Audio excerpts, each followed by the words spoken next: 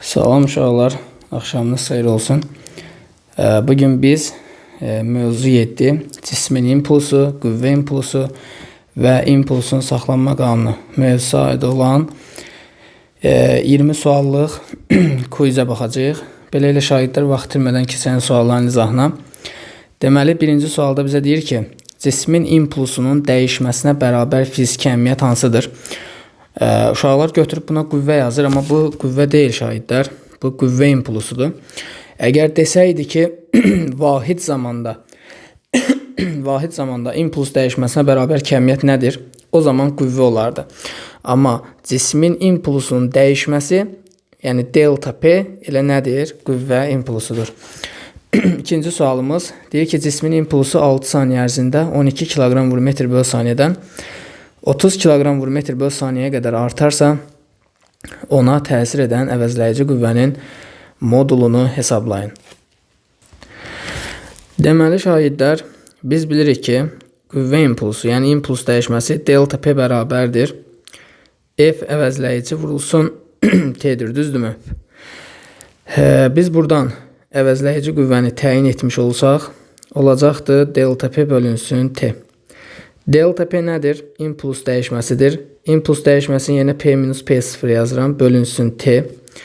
Deməli, son impulsumuz 30-dur. Başlanğıc impulsumuz 12-dir. Və zaman da 6-dır. Buradan biz 30 çıx 12, 18, 6-ya da bölsək, əvəzləyici qüvvənin 3 Newton aldığını görürük. Doğru cavabımız olacaqdır B variantı. Üçüncü sual düz xətli bərabər yavaşlayan hərəkət edən verilmiş kütləli cismin impulsunun modulunun zamandan asılıq qrafik hansıdır? Deməli, uşaqlar bərabər yavaşlayan hərəkətdir. Bərabər yavaşlayan hərəkətdə sürət azalırsa, impuls da azalır və biz demişik ki, sürət və impulsun qrafiki eyni olur. Doğru cavabımız olacaq D variantı. Çünki bu V-nin də T-dən asılığı yavaşlayan hərəkətdə belədir. A variantı düz xətli bərabər sürətli hərəkətdir. Çünki impulsu dəyişməyib, deməli sürəti dəyişməyib. B variantında fikir verirsinizsə, impuls artır. Ona görə sürət də artır, bərabər yeyinləşəndir. Belə bir qrafik ola bilməz impulsun, həmçinin sürətin, həmçinin Y variantındakı qrafikdə ola bilməz. Dördüncü sualımız cismin sürət və cismə təsir edən əvəzləyici qüvvə vektorları təsvir edilib. Bu cismin impulsu hansı istiqamətdə yönələr? Biz demişik ki, cismin impulsu hər zaman sürət istiqamətində yönəlir. Sürət yuxarı yönəlibsə, impuls da yuxarı doğru yönələr. Amma bizə desəydi ki, qüvvə impulsu hansı istiqamətdə yönələr? Qüvvə impulsu isə, yəni impuls dəyişməsi isə qüvvə istiqamətində yönələrdi. Amma impuls elə sürət istiqamətində yönəlir. Beşinci sualımız cismin kütləsini 2 dəfə azaldıb, sürətini 2 dəfə artırsaq, impuls necə dəyişər? Deməli, impuls P bərabərdir, M vur V-dir. Mənə ikinci halda deyir ki, kütləsini 2 dəfə azalt. Əvvəl M-dir, 2 dəfə azaltsam M bölü 2 olar, vurulsun. Sürətini isə deyir 2 dəfə artır. Əvvəl V-dir, 2 dəfə artırsam 2V olar. 2-lər ixtisar gedər, yenidən MV qalar. Yəni, impulsu dəyişməz. 6 nömrəli sualımız. Cismin impulsu zamana görə Px bərabərdir 10T kvadratı üstəgəl 4 qanunu ilə dəyişir. 4-cü saniyənin sonunda cismə təsir edən qüvvəni hesablayın. Deməli, şahidlər, biz demişik ki, qüvvə impulsun zamana görə birinci tərtib törəməsidir. Yəni, biz 10T kvadratı üzərinə gəlsin 4-dən nə edirik? Törəmə alırıq. 10T kvadratın törəməsi 20T-dir. 4 isə sabit ədəddir, törəməsi 0-dır. Onda buradan qüvvə nəyə bərabər olmuş olur? 20T-yə bərabər olmuş olur. Zamanı da bizə 4 verib, onda 20-ni 4-ə vursaq, cavabımız olacaqdır 80 Newton. Doğru cavab Y variantı. 7 nömrəli sual. Sıxlıqları ρ1 bərabərdir 1000 kiloqram böl kubmetr və ρ2 bərabərdir 3000 kiloqram böl kubmetr olan iki eyni həcmli cisim eyni sürətlə hərəkət edir. Bu cisimlərin impulslarının P2 böl P1 nisbətini soruşur. Bildiyimiz kimi şahidlər impuls P bərabərdir M vur V-dir. M-i atsaq nə yaza bilərəm yerinə? ρV yaza bilərəm. ρV vurulsun V. Bizə deyir eyni həcmlidir. Bax, onda bu həcm də dəyişmir. Eyni sürətlə hərəkət edir, bu V də dəyişmir. Yəni, ümumilikdə, bax, bu hissə nədir? Sabitdir.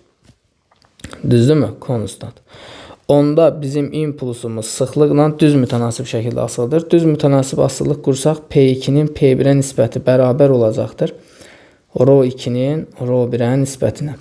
Rho 2 deməli 3000-dir. Rho 1 isə 1000-dir. Bu nisbət bizə 3-ü verər. Doğru cavabımız A variantı. 8 nömrəli sual. Şaquli yuxarı atılmış, cümləyə fikir verin. Şaquli yuxarı atılmış cisim 8 saniyədən sonra yerə düşür. Cismin kütləsi 2 kiloqram olarsa atılma anında impuls hesabla. Baxın, biz bir cismi yer səthindən müəyyən bir nə edirik? Başlanğıc sürətlə atırıq. Başlanğıc sürətlə atırıqsa atılan anda bunun başlanğıc impulsu olacaq. Yəni bizdən bir növ başlanğıc impulsu soruşur. Bunu da necə yazarıq? MV0 yazarıq. Deməli, biz atılan anda impuls tapmaq üçün başlanğıc sürəti bilməliyik. Başlanğıc sürəti necə taparım? Cümləyə fikir verin. Bir cismi yerdən atırıq və 8 saniyə sonra cisim yerə düşür. Onda bu 8 bunun nə edir? Bu 8 bunun uçuş müddətidir. Yəni uçuş müddətimiz 8 saniyədir. Və biz uçuş müddətindən istifadə edərək cismin atılan andakı sürətini təyin edə bilərik. Çünki şaquli yuxarı atılmış hərəkətdə uçuş müddəti T uçuş bərabərdir 2V0 bölünsün J düsturu ilə tapılır. Biz buradan başlanğıc sürəti təyin etsək V0 bərabərdir JT uçuş bölünsün 2 olacaq. J10-dur, uçuş müddəti 8-dir, bölünsün 2. Nə alırıq buradan? 40 metr bölünsün saniyə alırıq. Deməli, cisim yerdən 40 metr böl saniyə başlanğıc sürətlə atılıb. Deməli, cismin kütləsi 2, başlanğıc sürət 40. Cavabımız olacaqdır 80 kiloqram vur metr böl saniyə. 9 nömrəli sual. Yer səthindən şaquli istiqamətdə yuxarıya doğru atılan cismin, verilmiş kütləli cismin maksimal qalxma hündürlüyünün başlanğıc impulsdan asılılıq qrafiki hansıdır?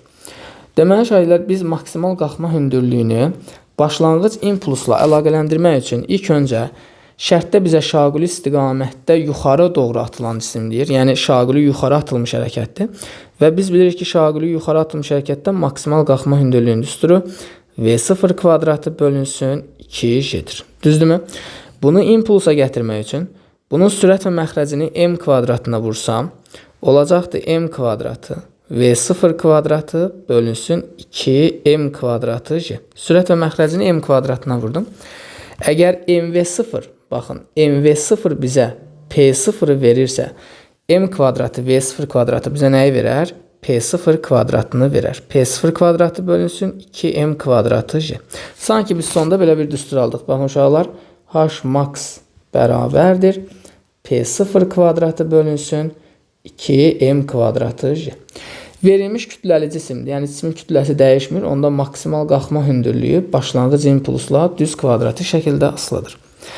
10 nömrəli sualımız impulsun kütlədən asılılıq diaqramında hansı nöqtəyə sürətin ən böyük qiyməti uyğundur? Deməli, verilənlərə baxsaq, impuls var, kütlə var, sürətin ən böyük qiymətini soruşur. Onda bu P bərabərdir M vur V yazarıq. Bu yazdığımız ifadədən son sürəti təyin etsək, P bölünsün M olacaqdır. Deməli, sürət impulsla düz kütlə ilə tərsdir. Sürətin böyük olması üçün impulsu böyük olmalıdır. İmpulsun böyük qiymətləri sıfırdan ən uzaqda olan nöqtələrdir. Və sürətin böyük olması üçün kütləsi kiçik olmalıdır. Kütləsi kiçik olanlar isə haradır? Sıfıra yaxın olan nöqtələrdir. Bu xəttlər hansı nöqtədə kəsişirsə, o doğru cavabdır. Doğru cavabımız B variantı. 11 nömrəli sual. Koordinatın zamandan asılılığı parabola şəkildəki kimi olan cismin impulsunun proyeksiyasının zamandan asılılıq qrafiki hansıdır? Verilən qrafikə baxırıq ki, hərəkət x oxu istiqamətində bərabər yavaşyandı. Mən sizə x oxu istiqamətində bərabər yavaşyan hərəkətin qrafikini çəkin desəm VT qrafikinə necə çəkərsiniz? Deyərsiniz, müəllim, budur da x oxu istiqamətində bərabər yavaşyandı. Bu çəkdiyimiz həm də nəyə aiddir demişik? İmpulsa aiddir. Çünki impulsla sürət eynidir olacaqdır. C variantı. Növbəti sualımız, kütləsi 1 kiloqram olan rezin kürə 2 metr böl saniyə sürətlə hərəkət edərək divarla elastiki toqquşub geri sıçrayır. Divara təsir edən qüvvə impulsunu hesablayın. Deməli, şagirdlər, burada məsələ nədir? Bax, bu 2 metr böl saniyə sürətlə hərəkət edir. Düzdür, bax, sürəti 2 metr böl saniyədir. Bu divara dəyib geri qaydanda da yenə də sürəti 2 metr böl saniyə olur. Onda biz deməli necə yaza bilərik? Yaza bilərik ki, delta P bərabərdir M vurulsun V plus V0. Deyə bilərsin, müəllim, niyə məsələn birbaşa bu düsturu yazdınız? Niyə minusunu yazmadınız? Axı impuls dəyişməsi son impuls çıx, başlanğıc impulsdur. Bəli, mən sizlə razıyam. Impuls dəyişməsi son impuls çıxılsın, başlanğıc impulsdur. Doğru deyirsiniz. P minus P0'dır. Bəs bu nəticəyə hardan gəldik? Baxın, belə bir x oxu çəksəm, belə bir x oxu çəksəm, deməli burada məsələ nə olacaq? Gəlin mənfiyə getməsin deyə, yəni beyniniz qarışmasın deyə bunu sol tərəfə göstərəcəm. Bax, beləsinə göstərəcəm. Bax, bu şəkildə x oxunu yönəldirəm. Bura x oxu üzrə bunu proyeksiyalayıram. Fikir verirsinizsə, baxın, bu sondan başlanğıcı çıxmalı. Yəni bu başlanğıcda gəlir, bu da sondadır, düzdürmü? Dəyif qayıdır. Bu son impuls x oxu istiqamətində yönəldiyinə görə bunun impulsu deyirəm ki, müsbətdir. MV çıxılsın. Bu MV0 isə x oxunun əksinə yönəldiyinə görə onun proyeksiyası mənfi olacaq. Mənfi MV0. Buradan da nə alırıq? MV üstə gəlinsin. MV0 alıram. Buradan da M-i mötərizə xaricinə çıxarsam V plus V0 olacaq. Baxın, buradan gəlir. Əslində yenə də dəyişmədi. Sadəcə biz x oxuna görə təyin elədik ki, bunlar əks istiqamətdə olduğuna görə, yəni cisim gedib divara dəyib qaydanda impuls dəyişməsi, yəni qüvvə impulsu başqa sözlə desək, M vur V plus V0 olacaq. Onda kütləmiz 1 vurulsun. Son sürətlə başlanğıc sürət eynidir. 2 plus 2. Buradan olacaq cavabımız 4 Newton vurulsun saniyə. 13 nömrəli sual. Düz xətlə hərəkət edən 5 kiloqram kütləli cismə təsir edən qüvvənin zamandan asılıq qrafik verilib. 4-cü saniyənin sonunda bu cismin sürətini hesabla. Biz nə demişik? Qüvvənin zamandan asılıq qrafikində, grafikin altında qalan fiqurun sahəsi bizə nəyi verir? Impuls dəyişməsini verir. Fikir verirsinizsə, burada bir dənə üçbucaq var. Düzdürmü? Bu üçbucağın sahəsini tapsaz, sizə verəcək impuls dəyişməsi. Yəni delta P bərabərdir S fiqur. Bu fiqurun da sahəsini tapsaz, üçbucağın sahəsini tapacaqsınız. Üçbucağın bir tərəfi 20-dir, digər tərəfi də 4-dür. Yazacağım onda 20 vur 4 bölünsün 2. Nə aldıq? 40 aldıq. Deməli, bizim impuls dəyişməmiz nəyə bərabərdir? 40-a bərabərdir. İmpuls dəyişməsi nə deməkdir? P minus P0. Bunu bərabər edirəm 40-a. Fikir verirsinizsə, burada başlanğıc sürəti 0 verib. Başlanğıc sürət 0-dırsa, avtomatik olaraq başlanğıc impuls da 0-dır. Onda son impuls nəyə bərabərdir? 40-a bərabərdir. Son impulsun yerinə yazaram, MV yazaram. MV-ni bərabər edirəm 40-a. V də deməli, M də bizdə 5-dir. Onda 5V bərabər olacaq 40-a. Buradan da biz son sürəti 40 bölünsün 5-dən 8 metr bölünsün saniyə alacaq. 14 nömrəli sual. Eyni kütləli. Məsələn, bunda kütləsinə M deyirəm, bunda kütləsinə M deyirəm. Düzdürmü? Hər ikisinin kütləsinə M dedim. Deməli, bizə deyir ki, eyni kütləli iki cisim plastiki toqquşur. Yəni, plastiki toqquşma mütləq qeyri-elastiki toqquşma deməkdir. Toqquşmadan sonra cisimlər modulca hansı sürətlə hərəkət edir? Deməli, biz bunu birbaşa da yaza bilərik. İmpulsun saxlanma qanununa görə yaza bilərik. Əslində elə yazacağım ifadə impulsun saxlanma qanunundan yaranır. Deməli, uşaqlar, biz toqquşmadan sonraki sürəti tapmaq üçün, əgər cisimlər əks istiqamətdə hərəkət edirlərsə, impulslarının bir-birindən çıxıb böləcəyi kütlələrinin cəminə M1 üstə gəlinsin M2. Son impulsun yerinə, yəni P1-in yerinə yazaram ki, buradan eyni kütləli olduğuna görə MV1 yazıram. Çıxılsın, P2-nin yerinə yazıram MV2 bölünsün M1 plus M2. Düzdürmü? Birincinin impulsu, kütləsi M, sürəti 10'dur, onda olur 10M. Çıxılsın, ikincidə də sürət 10, kütləsi deməli M-dir, olur 10M. Bölünsün, kütlələr cəmidə M plus M-dən 2M. Cavab nə olacaq? 0 olacaq. Yəni, doğru cavab dedi. Yəni, toqquşmadan sonra bunların son sürətinin 0 olmağı nə deməkdir? Deməli, bunlar toqquşmadan sonra dayanacaqlar. Əslində, biz bunu birbaşa görə bilirdik. Çünki birincinin impulsunu olacaq 10V, 10M, düzdürmü? İkincinin impulsu da 10M'dir. Biz nə demişik?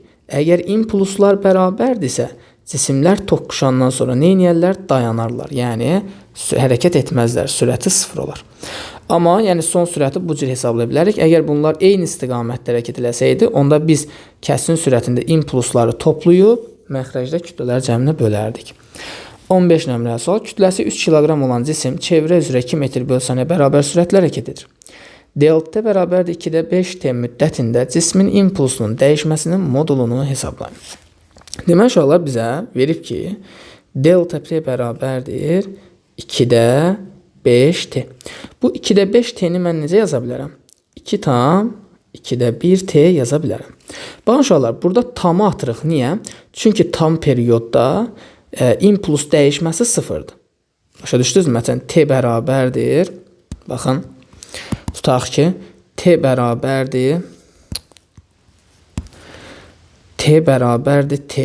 Sonra nə bilim, T bərabərdir 2T. Fərqi yoxdur. Yəni, T bərabərdir 3T. Yəni, bu tam misillərdə impuls dəyişməsi olur 0. Onda mən hara baxacağım? Yalnız geri qalan hissəyə baxacağım. 2-də 1-ə. Biz demişik ki, 2-də 1-də impuls dəyişməsi nəyə bərabərdir? 2P-yə bərabərdir. P-nin yerinə də MV yazsam, olacaqdır 2 dənə MV. Qiyməti yerinə yazsaq 2 vur. Kütləmiz 3, sürətimiz 2. Cavab olacaqdır 12 kiloqram vur metr böl saniyə. 16 nömrəli sual. Düz xəttli bərabər təcilli hərəkət edən cismin koordinatının zamandan asılı qrafiki verilib. Hansı zaman intervalında cismin impulsu, yəni P və ona təsir edən qüvvə impulsu əks istiqamətlərə yönəlir. Uşaqlar, baxın, impuls və qüvvə impulsunu biz necə düşünəcəyik? Impulsu sürət kimi, yəni cismin impulsunu sürət kimi, qüvvə impulsunu isə qüvvə kimi düşünəcəyik. Fikir verirsinizmi? Deyir, impulsu əks yönələr. Yəni, sürət və qüvvə əks yönəlibsə, yəni əks istiqamətlisə, bu necə hərəkət idi? Bərabər yavaşyan. Yəni, burada əks dediyinə görə, əks yönəliblərsə, bu bərabər yavaşyandır. Yəni, bizdən bir növ bərabər yavaşyan hərəkəti soruşur. Bu da haradır? 0T1-də bu x oxun əksinə bərabər yeyinləşir. T1, T2 intervalında x oxun əksinə yavaşlayır. T2, T3-də də x oxu istiqamətində yeyinləşir. Yavaşlayan hissə har oldu? T1, T2 intervalı oldu. Yəni, yalnız T1, T2. 17 nömrəli sual. Radiusu 1 metr olan çevrə üzrə bərabər sürətlə hərəkət edən 5 kiloqram kütləli cismin impulsunun 4-də 3 period ərzində. Deməli, yazaq. T bərabərdir 4-də 3T. 4-də 3 period ərzində impuls dəyişməsi, yəni bunun delta P-si 5 kök 2 kiloqram vur metr böl saniyə olarsa cismin mərkəzə qaçma təcilini bizdən soruşur.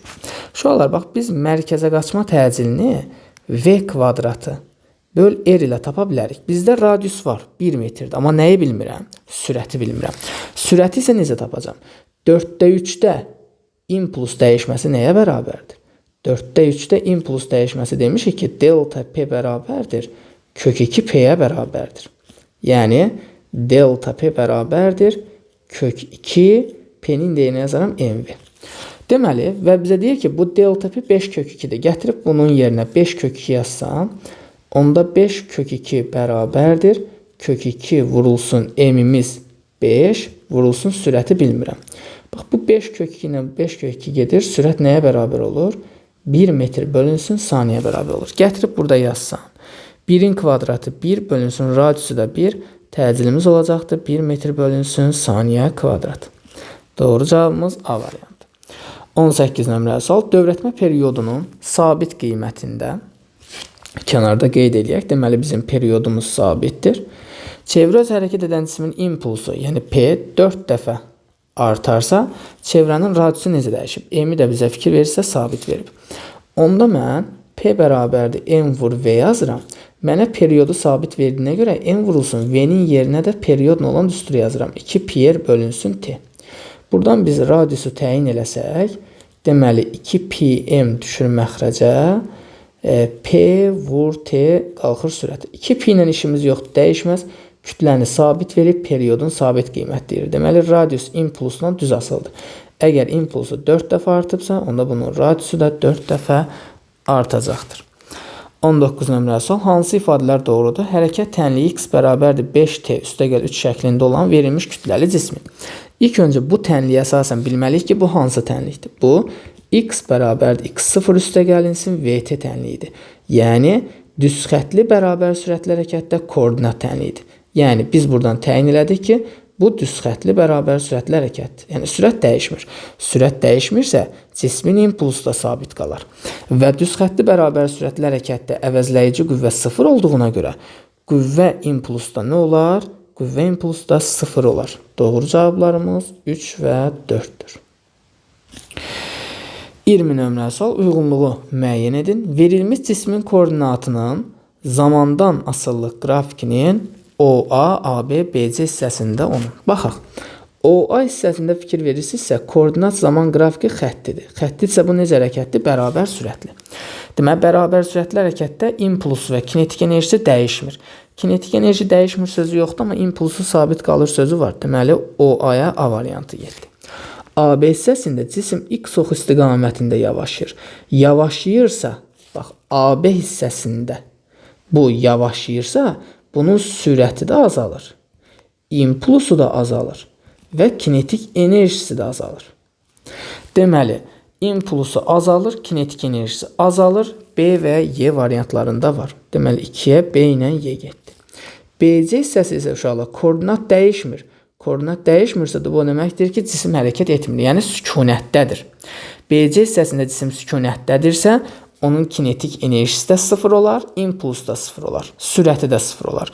İndi burada kinetik enerjisi 0 olar yoxdur, amma impulsu 0 olar cavab var. 3-ə də gedəcəkdir C variantı. Belə şahidlər, 20 suala quizin izahını bitirdim. Ümidvaram ki, qaranlıq qalan bir şey olmamışdır. Belə şahidlər, inşallah növbəti video izahlarda görüşənədək özünüzə yaxşı baxın. Sağ olun, sağlıqla qalın.